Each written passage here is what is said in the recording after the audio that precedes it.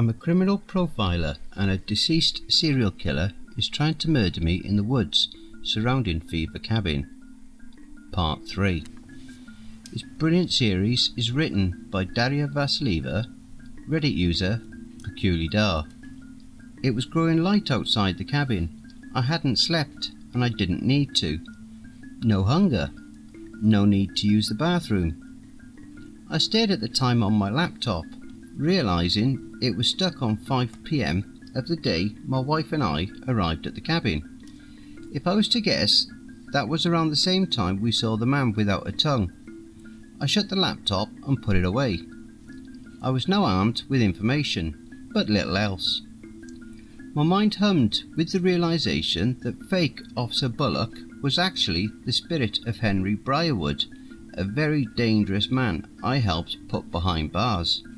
The fact that he was just one of hundreds I had testified against chilled me to the bone. How many had ended their lives in jail cells or died in prison fights? Were there nefarious manifestations also dwelling in the woods outside Fever Cabin, just waiting for me to come out? Both of Briarwood's disguised appearances made sense now. On the first day he had tried to lead me away to a non-existent patrol car, and on the second he had hoped I would chase him out of the cabin, demanding to know where he had taken Camilla. He definitely wanted me out in those woods. I wasn't sure if it was really Camilla I had heard screaming in the woods, or yet another ploy. In any case, I didn't have time for theories. I needed to find my wife, and to do this I had to leave the safety of the cabin and face whoever or whatever was waiting for me in those woods. I did something then that I can't quite explain, a purely intuitive action performed with no real thought behind it. I went over to Uncle Johnny's old closet, which Camilla had not yet utilised, and began sorting through my dead uncle's clothes. His 80-year-old self was a much heavier man with a simpler sense of fashion than the cerebral Uncle Johnny from the woods. It took me a while to find some of his older things. Finally, I found it. The worn, patchy denim jacket my uncle had worn during the summers I had come to stay with him. He had always put it on when going out into the woods, even on the hottest days. The denim had grown soft over the years, and I was careful to put the jacket on without ripping it. I walked over to the mirror and noticed a faint purple glow radiating from the fabric. Somehow that made sense in this bizarre other world. I couldn't stay in my safe spot, but I could bring a totem with me when I went looking for Camilla. I scavenged the cabin for more useful supplies or weapons, finding one of my uncle's rusty old folding knives and a wind-up flashlight. I was really hoping to find a compass, but there weren't any in sight. Perhaps things like time and direction just didn't matter here. Maybe if you just walked along and far enough, you'd get where you needed to go. I looked outside into the bright daylight. I worked on winding the flashlight as I walked towards the woods. If time kept hopping around the way it had before, nightfall would come sooner than later. I held my breath upon crossing the threshold of the forest, half expecting to see something or someone lurking about. Maybe more of my childhood phobias would pop up, I thought, shuddering at the thought of a murderous clown stalking me through the woods. Nothing of the sort happened. The woods were as I'd always known them as a boy, tall, dark and mysterious. The sounds of fluttering leaves and birds chirping lulled my anxieties, but only a little. As I walked on, my thoughts were on the Briarwood case from 2 years ago. I would never forget the violent jolt of sitting down at my desk and seeing Camilla's face staring back at me from the fat case file on my desk. That raw stab of fear still burns in my memory, the terrifying flutter of what if? The girl in the photo had not been my wife, but a local student by the name of Katie Reeder, a beautiful, talented young woman who was finishing up a degree in wildlife conservation when she first went missing from a campsite not far from these woods. Local news had lapped up the story, and I felt uneasy seeing Katie's pictures on my newsfeed during those first couple of weeks she went missing. The resemblance was uncanny. The same light, wavy hair as Camilla's, those blue eyes, always slightly doe-eyed with wonder, faint crow's feet hinting at a life spent smiling and laughing. It made me sick when they discovered Katie's nude, mutilated body hoisted up in a tree with cheap handcuffs, a blood-stained machete wedged into a patch of trunk below her dangling feet. Katie was the second victim to be disposed of in this signature manner, and the behavioural science guys were brought in to draft a profile of the unsub. As always, there were so many creeps that fit the bill. The police felt overwhelmed trying to figure out exactly which prior sex offender, stalker, or jealous ex actually committed the crime. They had narrowed it down to 3 guys, and Henry Briarwood was the last of the interviews. I was positive he could be the perpetrator the moment I saw him. The other 2 men had been timid, fidgety, and ultimately ashamed of the prior convictions that had landed them on the suspect list. Briarwood was the essence of cool as he talked about himself with unrestrained delight. After learning all I could about his background, domineering mother, absentee father figure, problems maintaining a healthy relationship with women, etc., I got him talking about the crimes. "Have you been following the Machete Killer case?"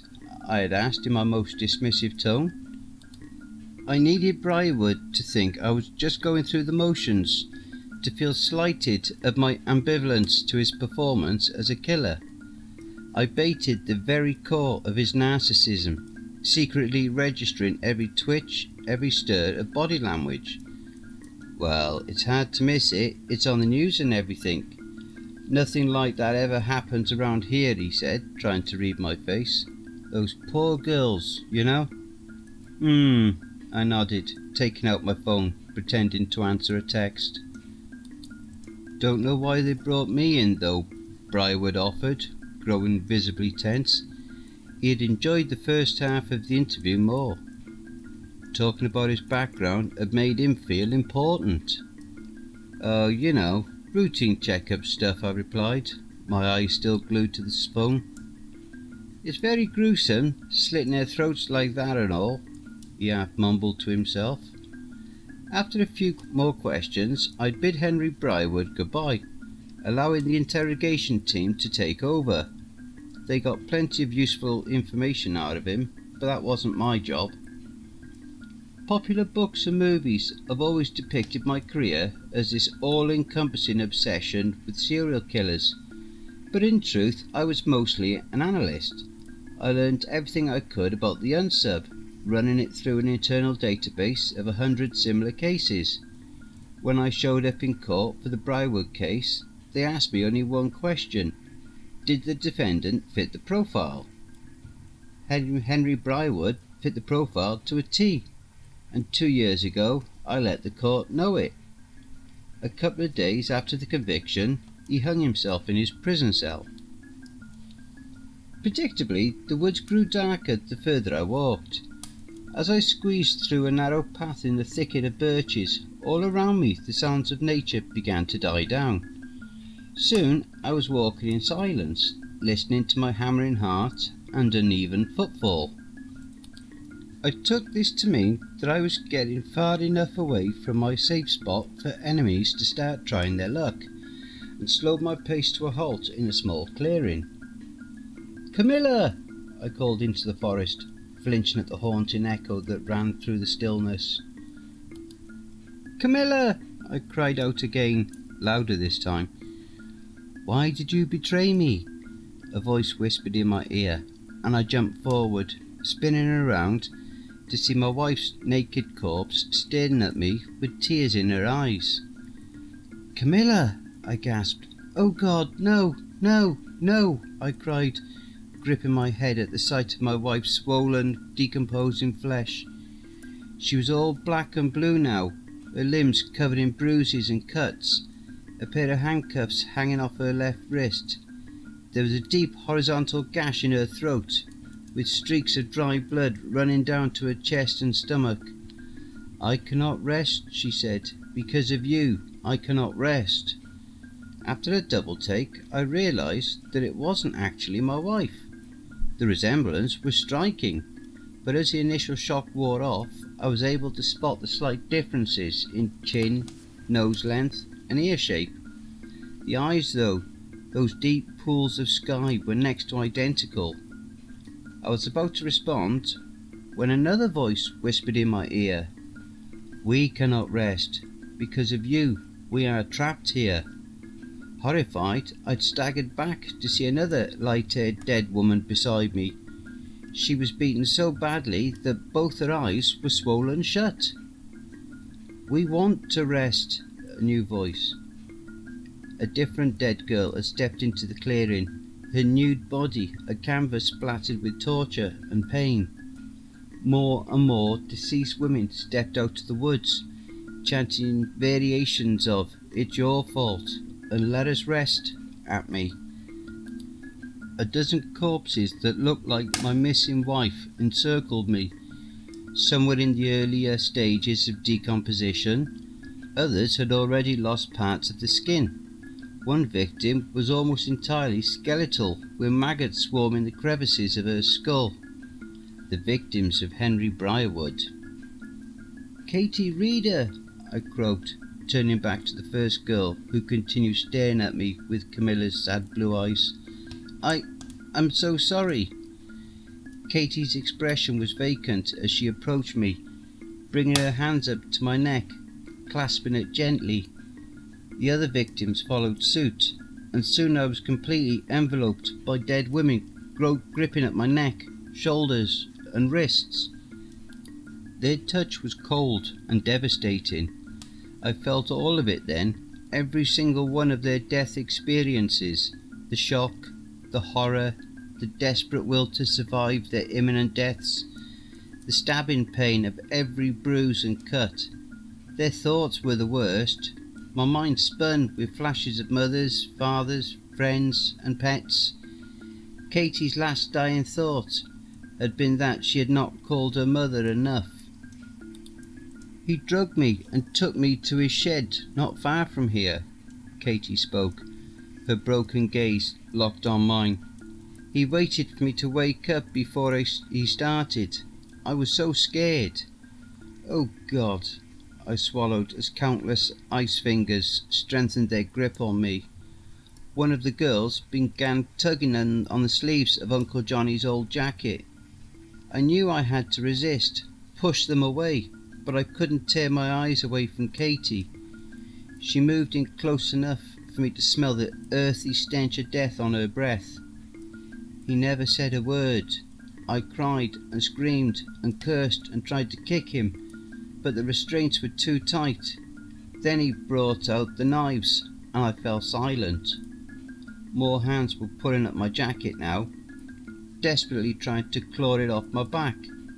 I held on to it with both hands, elbowing some of the victims who had begun moaning as they drew in closer. Suddenly, Katie's grip on my throat tightened, a menacing snarl contorting her features. "You were the reason we are trapped here, reliving the horrors of these woods every single day. We cannot sleep, we cannot rest. We are trapped in our living nightmares, beaten, killed and hung from trees over and over and over." I tried to say something, but Katie's chokehold was tighter than a noose. For the second time since arriving at Cabin Fever, I was dying from asphyxiation. I had to act fast. I pulled my uncle's old folding knife from my pocket, closing my eyes before I jabbed it inside Katie's stomach. I opened them once she loosened her hold on my neck. It was the leeches all over again. The moment the blade pierced the skin, the apparition began screaming as purple flames enveloped her body. I watched the once beautiful face of Katie Reader turn into charcoal. The other corpses kept coming, clawing at my neck. Their eyes were feral, faces contorted, bodies capable of remarkable strength. I went into a panicked frenzy, slashing the knife left and right in an attempt to defend myself. The screeches were deafening as one by one the victims of Henry Briarwood lunged at me, impaling themselves on the knife blade and combusting into purple flames. When the last of them burnt up, I fell to the ground, my body convulsing in sobs as I ran my hands through Katie's pile of ashes. I had not wanted to inflict any more pain on those girls, every one of them a life stolen away. It's good to see you actually have a conscience. Briarwood stepped into the clearing. He was no longer wearing the ludicrous disguise and was dressed simply in a grey sweater and jeans. "You fucking monster!" I screamed at him, jumping to my feet with my knife at the ready. "That knife won't do you much good against me, Paul. I'm already dead, remember?" He laughed. "I'm not even here to hurt you. Just need you to understand some things." "What have you done with Camilla?" I demanded, desperate for some sort of hint of my wife's whereabouts. "Funny you should mention her," Briarwood grinned, raising a patch of legal pad papers. "Ran into her earlier, and she asked me to pass these along." He walked up to me and placed the pages in my hand. "You should probably go back to the cabin for now, Paul. Don't want to try your luck in these pads twice in one night." "What do you want from me?" I cried in exasperation as Henry Briarwood turned to walk away. "Look over my case again," he replied, throwing me a final glance. "You talked to me for 20 minutes, Paul. Is that really long enough to get to know somebody?" With that, Briarwood disappeared into the woods. I considered chasing after him, but for the first time since sleeping 2 nights ago, I felt exhausted. Was there a hidden logic behind this as well? Did I need to be near the cabin to recharge? Uncle Johnny's jacket glowed brightly as night descended on the silent woods. I sat down on a tree stump in the clearing, trying to gather my thoughts. Shadows creeped the forest floor as tree branches swayed in the silent wind. With bated breath, I waited for whatever came next. I would face another 1,000 corpses and swim in a pool of leeches if it meant I could get my wife back. Camilla. I looked down at my shaking fists to see that I was still clenching the sheets of paper Briarwood had given me. The torch was lying on the ground not far from my feet. Picking it up, I wound up the lever and turned it on. Relief hit me like a rain shower after a hot summer's day. It was a letter in Camilla's handwriting. "She's alive," I whispered into the dead of night, holding the papers to my chest. Wow, that was an awesome episode. If you enjoyed listening to the instalment, be sure to pop over to the author's Reddit profile. That's Peculiar, Daria Vasileva, and drop them a line. Tell them what you think of their story. The link to their Reddit profile will be below in the description. Thanks for listening, and if you enjoyed my narration, then please feel free to share the video, leave a comment, like the video, and don't forget to hit the subscribe button and tap that notification bell and then select all. That way you will receive all notifications each time I upload a new video.